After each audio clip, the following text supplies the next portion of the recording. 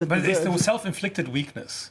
I mean, this is actually what's really interesting in what happened in the region. Russia is not a wealthy state. Russia doesn't have money or rubles to spend in Syria. They're actually economically probably taking out more than they are investing.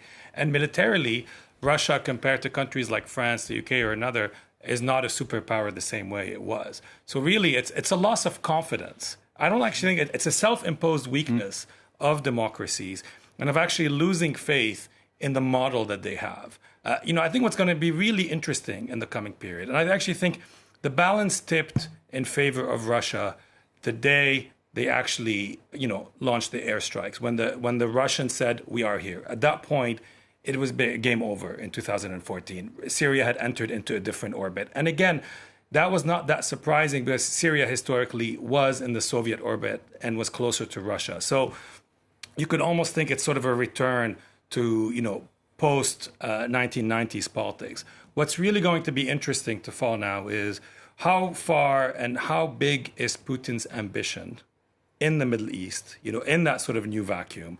We're seeing, they're getting close to the Saudis. They're making deals left, right, and center. And can they actually propose somewhere else? The Middle East is tired of the Americans. If you actually look at any of the opinion polls in the Arab world, most people from sort of Morocco all the way to Iraq no longer want the U.S. They see the U.S. involvement as having been a disaster overall. Russia is still an unknown.